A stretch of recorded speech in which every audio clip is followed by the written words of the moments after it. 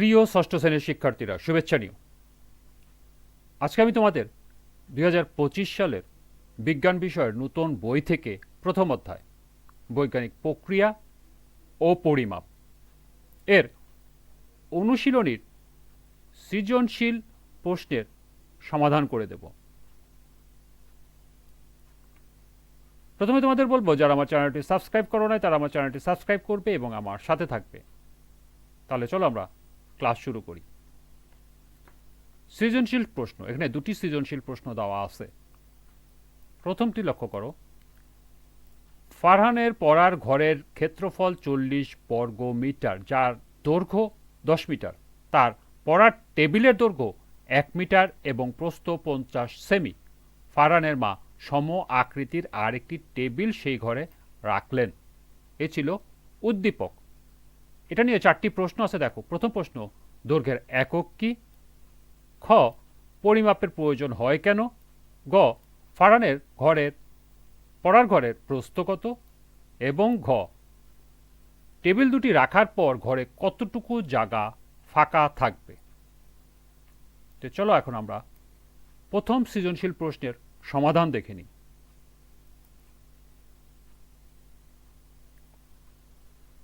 প্রথম প্রশ্ন ছিল, দৈর্ঘ্যের একক কি? এর উত্তর হবে আন্তর্জাতিক একক পদ্ধতি অর্থাৎ SI অনুসারে দৈর্ঘ্যের মৌলিক একক হল মিটার। 2, পরিমাপের প্রয়োজন হয় কেন? এর উত্তর হবে পরিমাপের বদলে অনুমান করে কাজ করলে কাঙ্ক্ষিত ফল পাওয়া যায় না। অনেক সময় কম বেশির কারণে বিভিন্ন ক্ষতি হতে পারে।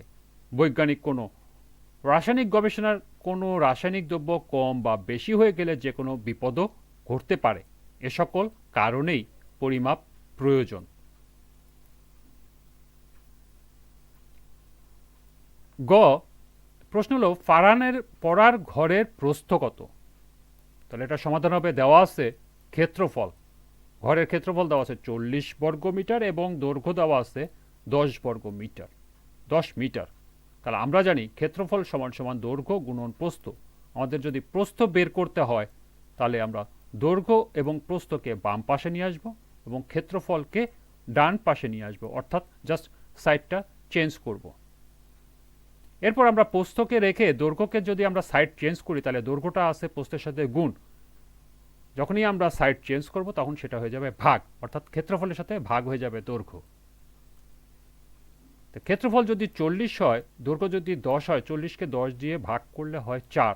এই 4 মিটার হলো উত্তর, অর্থাৎ ফারহানের ঘরের প্রস্থ 4 মিটার।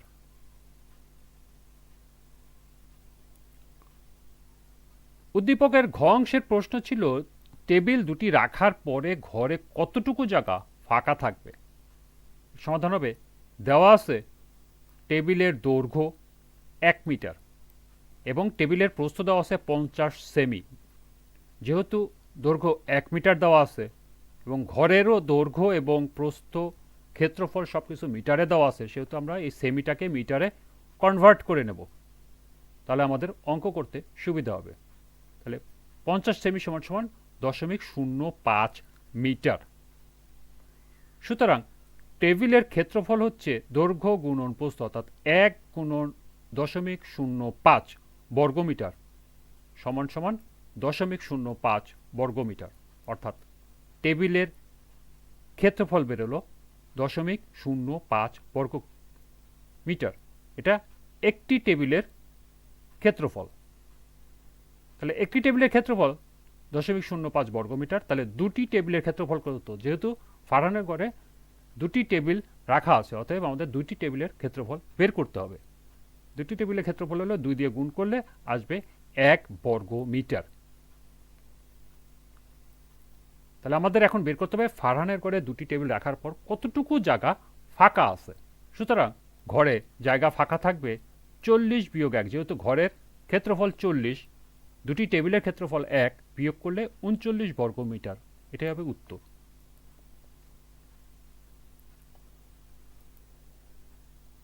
এবার আমরা দেখব সৃজনশীল প্রশ্নের দ্বিতীয় অংশ। 2 নম্বর প্রশ্ন হচ্ছে, হোসেন উদ্দিন সরকার একজন রপ্তানিকারক। এবছর তিনি বিদেশে 5 মেট্রিক টন পাট রপ্তানি করেন। তিনি ব্যবসা বাণিজ্যের ক্ষেত্রে পূর্বে এফপিএস পদ্ধতি ব্যবহার করলেও বর্তমানে এমকেএস পদ্ধতি ব্যবহার করেন। এই ছিল উদ্দীপক। 4টি প্রশ্নে প্রথমটি ক, ক্যান্ডেলা কি? খ, যৌগিক একক ব্যাখ্যা করো। গ, এবছর হোসেন উদ্দিন সরকার কত কিলোগ্রাম পাট রপ্তানি করলেন? এবং ঘ, উদ্দীপকে উল্লেখিত পদ্ধতিটির মধ্যে কোনটি সুবিধাজনক? তোমার মতামত বিশ্লেষণ করো। দুটি পদ্ধতি হলো, একটি হলো এমকেএস আর একটা হলো এফপিএস। এই দুটি পদ্ধতির মধ্যে কোনটি সুবিধাজনক? তাহলে চলো এখন আমরা সৃজনশীল 2 নং প্রশ্নের সমাধান দেখে নিই। সৃজনশীল 2 নং প্রশ্নের প্রথম প্রশ্ন ছিল ক্যান্ডেলা কি? এর সমাধান হবে ক্যান্ডেলা হলো কোনো আলোক উৎসের দীপন তীব্রতা পরিমাপের এসআই একক।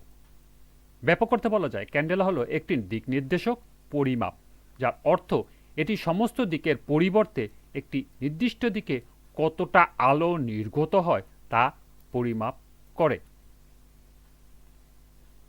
খ, যৌগিক একক ব্যাখ্যা করো।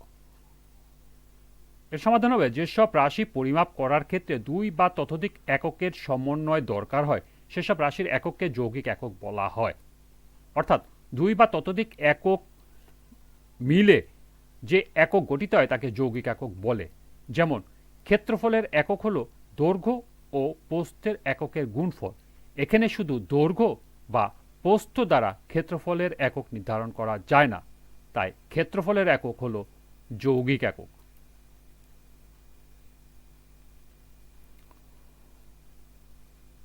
গ নম্বর প্রশ্ন ছিল এবছর হোসেন উদ্দিন সরকার কত কিলোগ্রাম পাট রপ্তানি করলেন? এর উত্তর হবে দেওয়া আছে পাট রপ্তানি করলেন 5 মেট্রিক টন। আমরা জানি 1 মেট্রিক টন সমান 10 কুইন্টাল। আবার এও জানি 1 কুইন্টাল সমান 100 কিলোগ্রাম। সুতরাং 10 কুইন্টাল সমান 100 গুণন 10 1000 কিলোগ্রাম, অর্থাৎ 1 মেট্রিক টন সমান 1000 কিলোগ্রাম। হোসেন উদ্দিন সরকার পাট রপ্তানি করলেন 5 মেট্রিক টন সমান সমান 5 গুণন 1000 কিলোগ্রাম, অর্থাৎ 5000 কিলোগ্রাম। এটি উত্তর।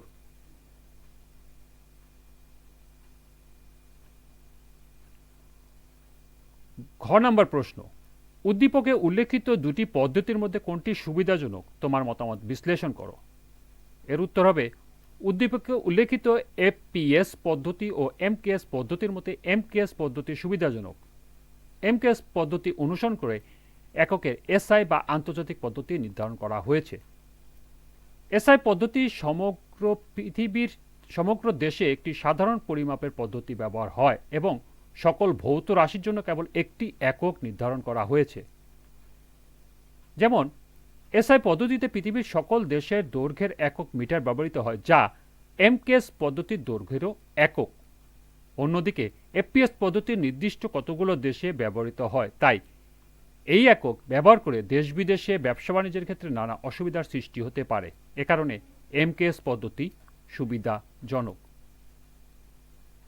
এই ছিল 2 নং প্রশ্নের 4টি প্রশ্নেরই সমাধান। তোমরা এগুলো এখান থেকে নোট করে নিতে পারো। এরই সাথে প্রথম অধ্যায়ের সমাপ্তি। আজকের ক্লাসটি এ পর্যন্তই। সবাইকে আবারও বলছি, যারা আমার চ্যানেলটি সাবস্ক্রাইব করো নাই তারা আমার চ্যানেলটি সাবস্ক্রাইব করবে এবং আমার সাথে থাকবে। সবাইকে পরবর্তী ক্লাস দেখার আমন্ত্রণ জানিয়ে আজকের মতো আমি এখানেই বিদায় নিচ্ছি। আল্লাহ হাফেজ।